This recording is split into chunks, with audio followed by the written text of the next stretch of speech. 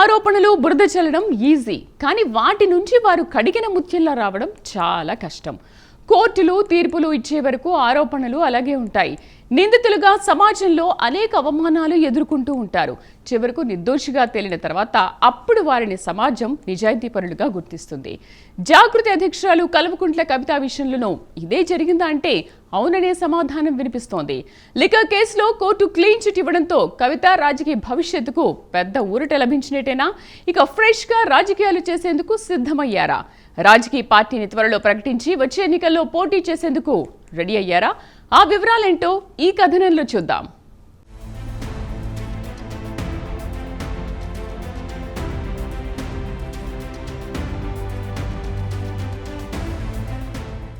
సత్యమే గెలుస్తుంది, నిజాయితీ నిరూపించుకోవాలి వంటి డొల్ల మాటలు చాలామంది చెబుతూ ఉంటారు.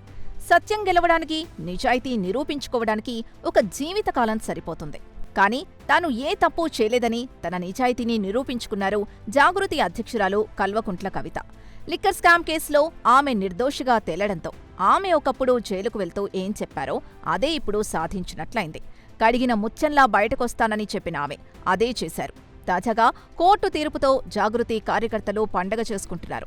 గతంలో తరచుగా చాలా అసహ్యంగా కొంతమంది మాట్లాడారని, వీరికి చెంపపెట్టు సమాధానం కోర్టిచ్చిందంటున్నారు. మొత్తంగా ఈ పరిణామం మాత్రం దేశ రాజకీయాల్లో తీవ్ర చర్చనీయాంశంగా మారింది.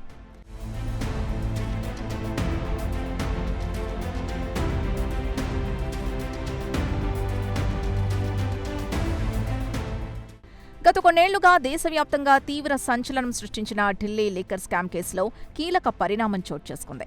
ఈ కేసులో నిందితులుగా ఉన్నవారికి భారీ ఊరట లభించింది. ఈ కేసులో మొత్తం 23 మందిపై ఉన్న అభియోగాల్ని తొలగిస్తూ Rouse Avenue court clean chit ఇచ్చింది. ఇందులో ఢిల్లీ మాజీ సీఎం కేజ్రీవాల్, 530 రోజులు జైలు జీవితం అనుభవించిన మాజీ మంత్రి మనీష్ సిసోడియా సహా మాజీ ఎమ్మెల్సీ కవిత కూడా ఉన్నారు. ఈ కేసు విచారణ సందర్భంగా దర్యాప్తులో లోపాలున్నాయంటూ సీబీఐని కోర్టు తప్పుపట్టింది. కేసు నమోదు, దర్యాప్తు సంస్థ సీబీఐ అనుసరించిన విధానాన్ని సైతం కోర్టు తప్పుపట్టింది. 45 రోజుల సుదీర్ఘ విచారణ అనంతరం తాజాగా ఈ కేసులో ఉన్న నిందితులకు క్లీన్ చిట్ ఇస్తూ ప్రత్యేక కోర్టు న్యాయమూర్తి జితేంద్ర సింగ్ తీర్పు వెలువరించారు.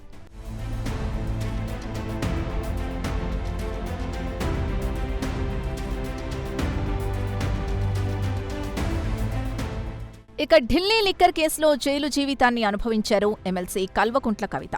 అయితే తాజాగా కవితపై సీబీఐ నమోదు చేసిన అభియోగాలన్నిటినీ కొట్టివేస్తూ ఈ కేసులో ఉన్న 23 మంది నిందితులు తప్పు చేశారనే సాక్ష్యాధారాలు సమర్పించలేదని రౌస్ ఎవెన్యూ కోర్టు స్పష్టం చేసింది. దీంతో కవిత రాజకీయ భవిష్యత్తుకు పెద్ద ఊరట లభించగా జాగృతి నేతల్లో ఆనందం వ్యక్తమవుతోంది. ఢిల్లీ మద్యం విధానానికి సంబంధించిన వివాదాస్పద కేసులో సుదీర్ఘకాలంగా న్యాయ పోరాటం సాగుతోంది. ఈ కేసులో ఢిల్లీ మాజీ ముఖ్యమంత్రి కేజ్రీవాల్, మాజీ డిప్యూటీ సీఎం మనీష్ సిసోడియా సహా అధికారులు, వ్యాపారవేత్తలు నిందితులుగా చేర్చబడ్డారు. అందులో తెలంగాణ జాగృతి అధ్యక్షురాలు కల్వకుంట్ల కవిత పేరు కూడా ఉండడంతో రాష్ట్ర రాజకీయాల్లో తీవ్ర చర్చకు దారితీసింది.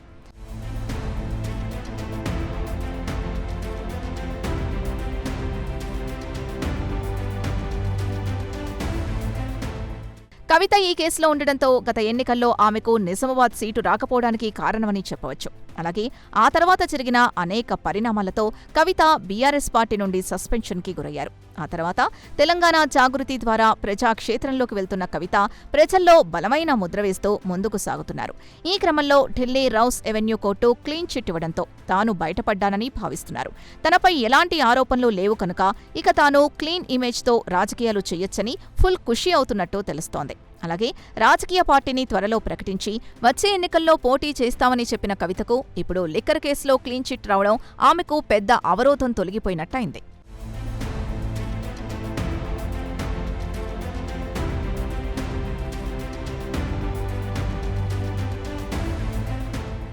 మరోవైపు కోర్టు తీర్పు అనంతరం కేజ్రీవాల్, మనీష్ సిసోడియా భావోద్వేగానికి లోనయ్యారు. తాము ఏ తప్పు చేయలేదని, తమపై తప్పుడు కేసులు పెట్టారని ఢిల్లీ మాజీ సీఎం కేజ్రీవాల్ చెప్పుకొచ్చారు. దేశంలో ఎన్నో సమస్యలున్నాయని, వాటిపై పోరాడి ఎన్నికల్లో గెలవాలి కానీ ఇలా కాదని అన్నారు. ఇది కేవలం ఎన్నికల స్టంట్ కోసమే అన్నారు.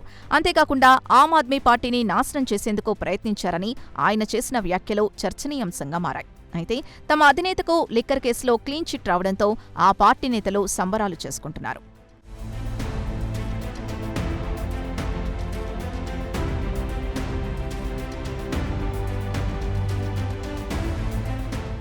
ఇదిలా ఉంటే ఆప్ రాజకీయాల్లో కొత్త తరహా పాలన సిద్ధాంతాన్ని తీసుకొచ్చి ప్రధాన పార్టీలకు గట్టి పోటీ ఇచ్చింది. అయితే ఒక్క ఓటమితో తన రాజకీయ భవిష్యత్తునే ప్రశ్నార్థకంగా మారిందని ప్రచారం జరిగింది. ఈ క్రమంలోనే ఢిల్లీ ఎన్నికల్లో ఆప్ ఓటమి తర్వాత కేజ్రీవాల్ యాక్టివ్ పాలిటిక్స్ చేయలేదు. రాజకీయాలకు కాస్త దూరంగా ఉండి తన పని తాను చేసుకుంటూ వెళ్లారు. కానీ పెద్దగా కేజ్రీవాల్ ప్రజల్లోకి రాలేదు. అయితే లిక్కర్ స్కామ్ కేసులో ఢిల్లీ మాజీ సీఎంకు బిగ్ రిలీఫ్ లభించడంతో జాతీయ రాజకీయాల్లో క్రియాశీలకంగా పనిచేసే ఛాన్స్ ఉందని రాజకీయ పండితులు అభిప్రాయపడుతున్నారు. అలాగే వచ్చే ఏడాదిలో పంజాబ్ ఎన్నికలు జరగనున్నాయి. అందులో ఆ రాష్ట్రంలో ఆప్ అధికారంలో ఉంది. కావున అక్కడ రెండోసారి అధికారంలోకి చేపట్టేందుకు ఇప్పటి నుంచే వ్యూహాలు రచిస్తోంది. ఈ క్రమంలో ఎన్నికలకు ముందు రాష్ట్రంలో తన సంస్థాగత స్థావరాన్ని బలోపేతం చేసుకోవడంపై కేజ్రీవాల్ దృష్టి సారించే అవకాశం ఉంది. ఆయన పంజాబ్ అంతటా సమావేశాలు నిర్వహించి ప్రజల ముందు బీజేపీని దోషిగా నిలబెట్టే అవకాశం ఉంది. మోదీ తనను అక్రమంగా అరెస్టు చేయించారని, తన నిజాయితీని నిరూపించుకున్నారని, దీన్నే కేజ్రీవాల్ ఎన్నికల ప్రచారాస్త్రంగా తీసుకుని ముందుకు వెళ్లే ఛాన్స్ ఉంది.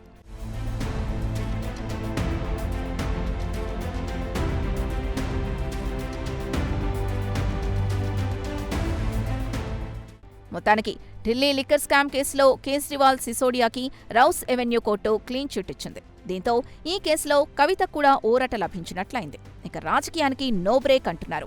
తనపై ఎలాంటి ఆరోపణలు లేవు కనుక ఇక తాను క్లీన్ ఇమేజ్తో రాజకీయాలు చెయ్యొచ్చని భావిస్తున్నట్టు తెలుస్తోంది. త్వరలో రాజకీయ పార్టీ కూడా పెట్టేందుకు రెడీ అవుతున్నారు. ఇక ఇప్పుడు ఆమె మరింత ఉత్సాహంతో దూసుకెళ్లే అవకాశాలున్నట్టు తెలుస్తోంది. మరి చూడాలి రానున్న రోజుల్లో కవిత రాజకీయం ఎలా ఉంటుందో.